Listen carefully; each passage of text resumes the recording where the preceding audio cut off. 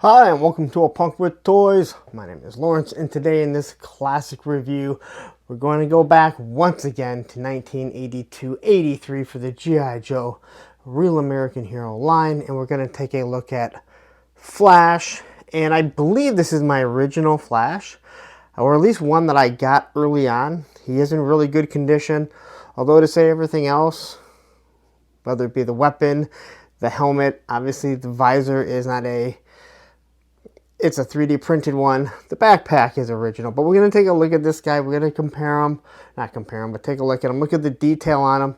He's pretty much the same as Grand Slam, except for this guy here is actually 1.5 version, so he has a swivel arm battle grip.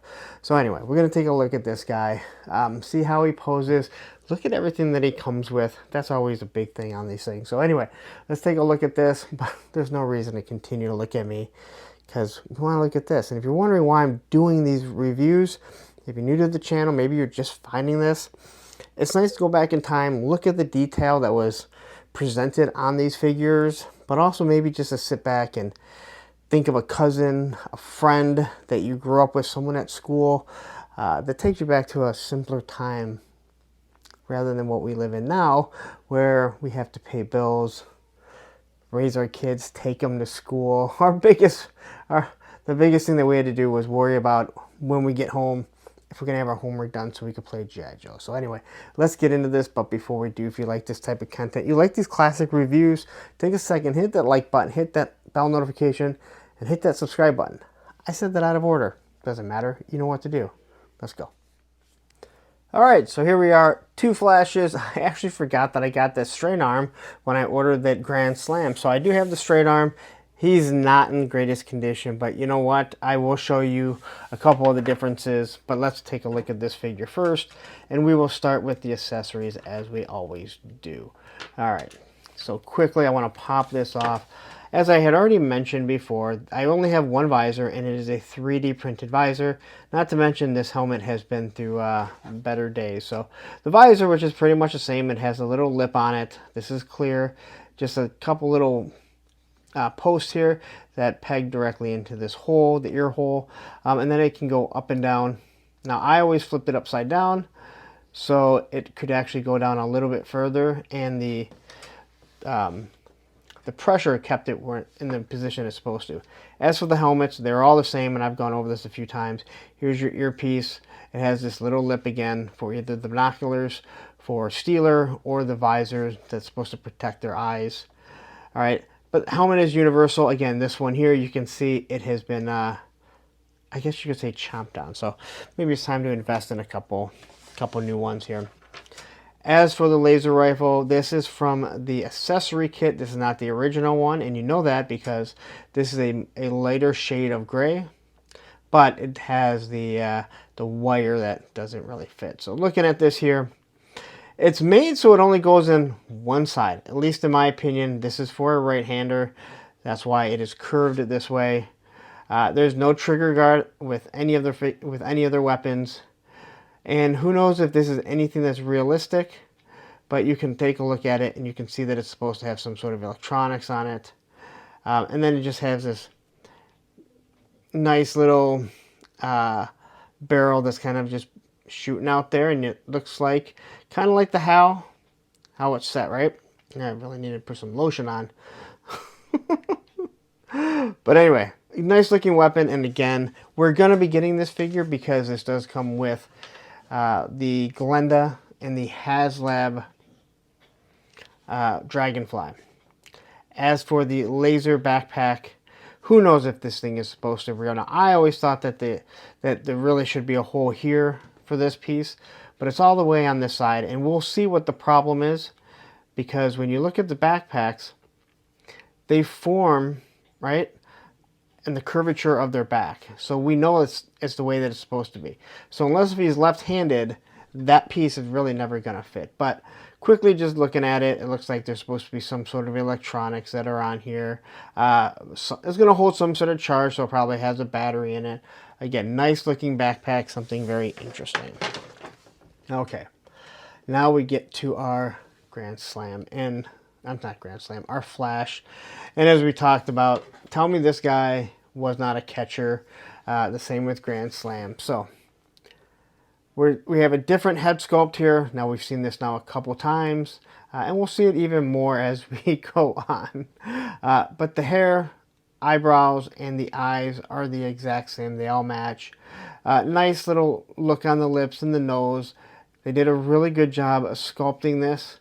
All right, you can obviously see that there's a little piece that's probably, not piece, but apart from when it was molded.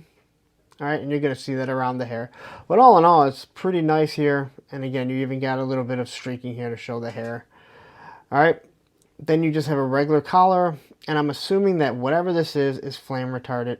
It's meant to obviously protect them so they don't get burnt, or get burnt as little as possible. But you have these nice little squares all painted. He has silver. All right, and then you just got a couple more padding right up there, going all the way around. And again, this is not a Y. This is the square here. You got your belt with your loops, which we've already talked about. And here you have your Hasbro logo. This is the house with the H behind it. He has some sort of protective gloves. It makes complete sense, even though I don't know how a laser works. But these gloves are just a little bit different than what we've seen on some of the other figures. As for the legs, he's still got the padding here. And then you have the stirrups.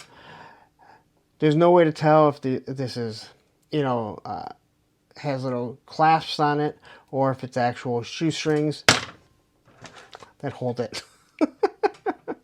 All right. Now, to compare the two, now you cannot swap parts on these. Arms are not universal. Heads are not universal because the inside of these are completely different. All right. So looking at the straight arm one, you can see here it actually has the... Well, that's weird. I wonder why that's not like that on this one. But looking right here, it has little squares where this one doesn't. It makes me wonder about that. He has the same style of gloves. What is hugely different is that the belt here is an H. Where on here, it is the H, but it has the Hasbro house in front of it. And the legs and everything are the exact same. And you can't really do anything, as it only moves up. His arms move up here, so it really does prevent him from doing a lot of stuff. All right, as for the articulation, I actually forgot to do this with rock and roll, but I think we all know. Their heads turn side to side, and that is as far as they go. O-rings, we're never going to have a problem with a T-pose. You get a 90-degree with the swivel arm. You have your O-ring here, a twist. This is a tight figure because I have replaced the O-ring. Again, we know how that actually works. No Jean-Claude Van Damme. If you press too much, a good chance you're going to break out the crotch. Last thing you want to do. But these guys are meant to sit down. And they make a perfect 90-degree sitting angle there. So, now how does this figure look when he's completely armed up? Well, we'll pop the helmet on. We'll pop the visor on. And like I said, I like to put the visor on backwards. Or upside down. It's not technically backwards. But put this on upside down. Maybe. I will say this, with the helmet being chewed up and me looking over the phone, it's not the easiest. All right. So now it actually goes directly down in front of him. But it only goes up so far, but who cares? I'm not really worried about that. We want it to be protecting his eyes. This helmet, this visor fit on the other helmets, but doesn't really here. So as I was saying about the backpack here, it plugs in there. You can see it follows the curvature. And because of the stock here and the way that it's curved, it wouldn't make sense to have it on this arm, right? Because then it would be on the outside and would always be protruding out. So I always assumed it's supposed to go in like this. But the problem is the cord can barely reach over here. All right, it's very tight. Again, this is a very stiff plastic for the most part. I mean, yeah, it does have some playability to it, but you're never going to be able to move his hand all that much the way that it's going to stretch. So I'm kind of proving myself wrong, but I think this is the reason why we saw so many of these things broken. But for the most part, this is a good looking figure. I'm excited to see what they eventually will do with Classified, but until then, this is your classic review of them. There's not much more to say, other than I still like the swivel arm battle grip way more than our straight arm figure. This guy's really loose. He wasn't the best, but it was a cheap buy, so there you go. Alright, so there it is. That was my Flash review, looking back at the Real American Hero 1.5 version 1.5. And as you can see, again, I don't have the original weapon. The helmet has been bit on. I'm not even sure if it's the same color. I'll tell you what, the camera really picks up a different tone. When you look at it with your eyes, it almost seems like it's right. Again, the issue with trying to get this to plug in, if I'm wrong somewhere, please let me know where I made the mistake, because it looks like this was just always too short. But anyway, tell me what you think of this. Tell me if you have a story about this Flash. Or not this one, because this one is mine. But tell me if you have a story about Flash, why you liked him. He seems to be a pretty popular character. I know people ask for him in the Classified line all the time. But anyway, I think it's time to get on to this figure.